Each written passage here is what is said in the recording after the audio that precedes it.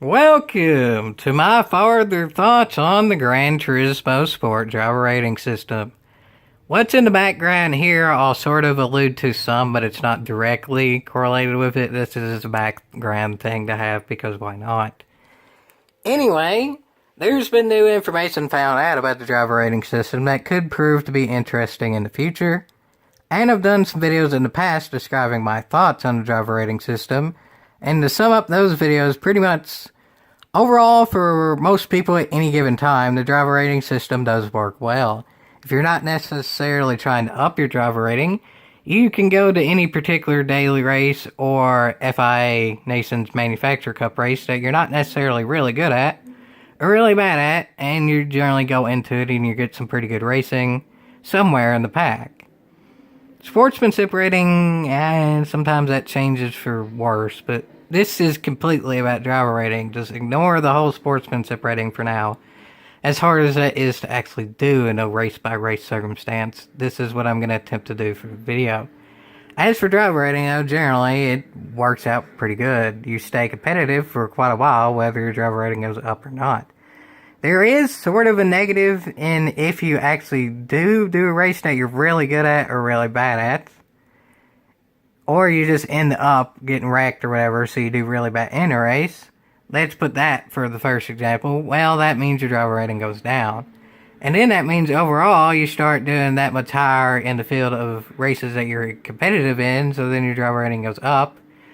And then it sort of kind of fluctuates, and then that can lead to some not being fully in tune or whatever, and not knowing fully how to race with other drivers, which could lead to other issues along the way, aka sportsmanship rating, but not really going into that again.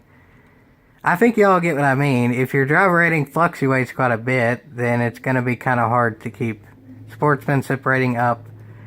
But if you continue doing the races that are fun for you, then it usually won't fluctuate too much. Let's go to now if you do a race that you're really good at.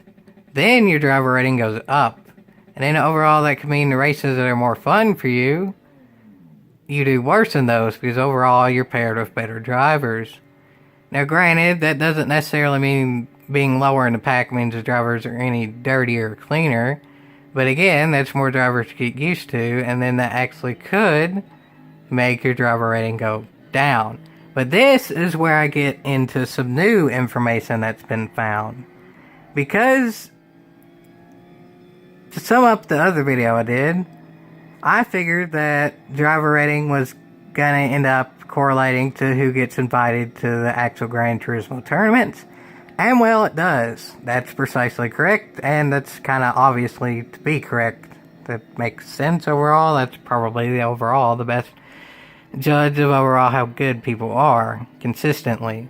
There is ways in which you can cheat the system, sort of, kind of, by resetting it, but only the drivers that can stay there and then improve on it will generally make the tournament, so whatever, that's fine. The new information is apparently there's going to be S-Class driver rating back again. That's been said by a driver who's actually at the Gran Turismo World Tour at Nürburgring that just now happened. That driver I don't think is allowed to say anything more on it, but that does make for two generally accepted opinions of what could happen with that S driver rating that's now apparently going to be a thing in the future. One is the S driver rating is given to any drivers that actually make it to a tournament, which is fair enough because that's then so that they were consistent for a long enough time in which they deserve to be shown that. And then I guess the overall points to go with the S would just be how good you do actually in the daily races and stuff, as usual. But you keep that S if you make it to tournament, just to so that even if you had a few bad races or whatever, you're still overall a good driver. So I like that idea. You keep your S if you make a tournament.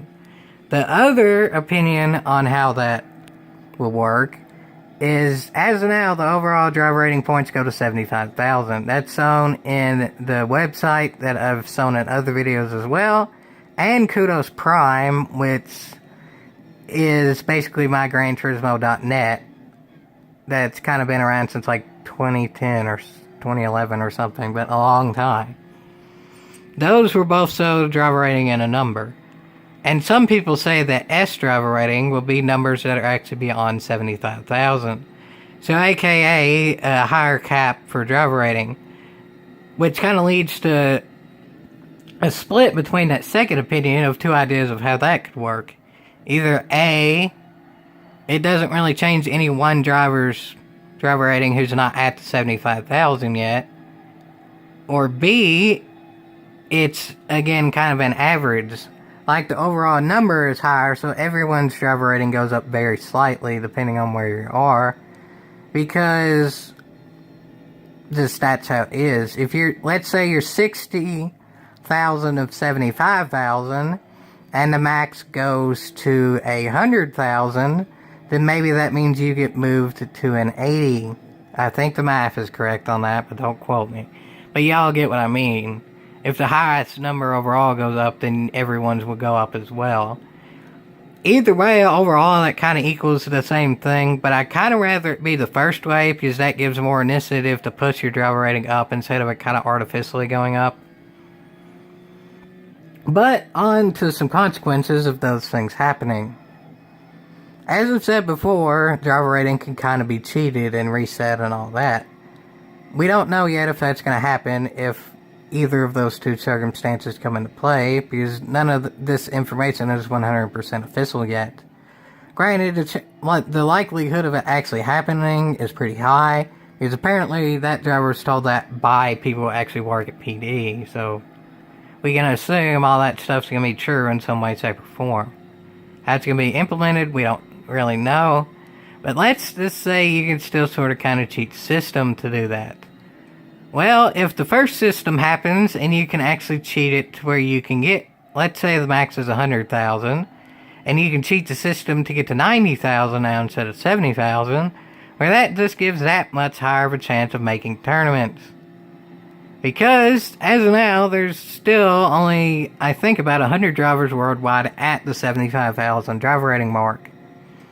If it goes up, and then those drivers aren't artificially given the 100,000, I'm just giving that as a random number. I don't know if it will be 100,000, but let's just say it is. So that system sets where you can go to 100,000, but everybody's at 75,000. And somebody who's, let's say, 70,200 decides to cheat it, and then it's generally 20,000 per reset. Like, you can reset it to 50,000 if you're at an A. You can reset it to 70,000 if you're at an S, or an A plus now. If you do end up with an S, then maybe you could reset it to 90,000. Somebody does that immediately before anybody has a chance to get to 90,000, and well, then they're quite literally the best driver statistically in the world. Even though really they're like 500th or something. The next tournament comes around, and then they make that tournament. Granted, probably by the time the next tournament started, they dropped to like 85,000 or something, if they even race at all.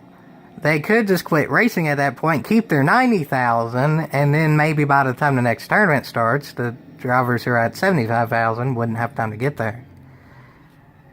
So PD definitely needs to fix that aspect of it. I don't mind the reset in terms of a few thousand points, but 20,000 points seems kind of iffy.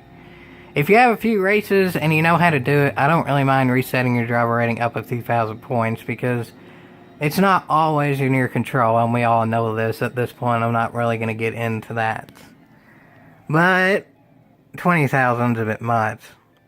And really, that's just one aspect of it too. Because as of now, the driver rating, as again, it makes good racing. But even for people who aren't going to try to be best in the world, apparently the official Gran Turismo stuff is going to be starting. And remember how GT Academy was? I don't know if the FIA stuff is going to be like this, but the only way to really go on is stuff that already happened, because that's what we know about. And stuff that already happened is GT Academy. How that worked is kind of every driver benefited from it, because the winnings were up and the overall importance was up, because you could get not just money, but cars and suits and all that as well. So, if driver rating ends up affecting how the FIA races work, and a certain driver rating can only do certain FIA races, then that's going to come into play as well of how people actually do racing. Some people may race more if they need to get it up, or some people may just quit racing altogether if they are at the point of where they need to be but don't want to risk it. So again, we don't fully know how it's going to work yet, but there is some ways in which it may go wrong. I'll probably end up doing another video on this if stuff changes big time, but if this ends up being pretty much correct, and according to PD, or at least how that one driver said, PD said to them, this should be correct. We'll see, folks. Overall, I think the new way of doing driver rating will be a good thing, but the implementation of the events that may end up going around driver rating, maybe not. We'll see. As of now, though, it should be good, but the events haven't started yet. And the official changes haven't started yet either. The S idea, in terms of maybe it just goes to people who made a tournament, is actually a really good idea.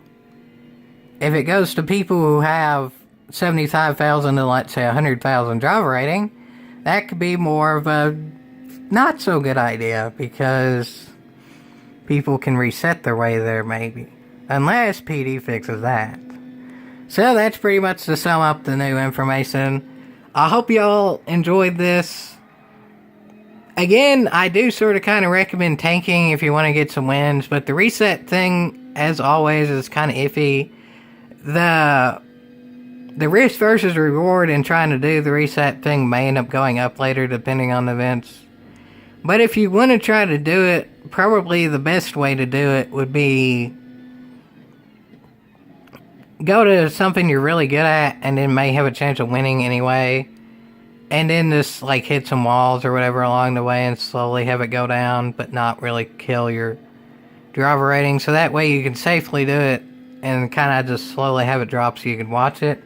Because as of now, you need to get it to under 60 to be able to do that if you're A+ driver rating to get it to reset to 70,000. So it is kind of risk. I got it unintentionally, but it's not an easy thing to do. You have to either have a lot of luck or a lot of skill. I had a lot of luck, and I usually don't have that much luck, so it may be advantageous to do if a lot of people are doing it, and you're actually truly, really trying to get into it because you think you can make tournaments, but we'll see, folks, we'll see.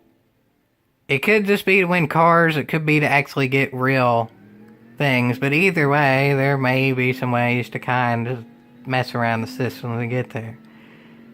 I don't know, folks. I just hope the drivers that truly deserve to get whatever it is they're trying to deserve get it. As I've said before, and I may be saying later, but I'm still saying that now, and well, hopefully that's a good thing. We'll see. Everyone root for your favorite drivers or manufacturers or whatever, and all the events that now seem to be starting. May 28th is a cutoff for the preseason of the FIA event, so when that time comes, or maybe a bit after, depending on when all this stuff is officially released, that could be some really interesting stuff that I may do a video on if it is indeedy dandy interesting. Until then, yeehaw!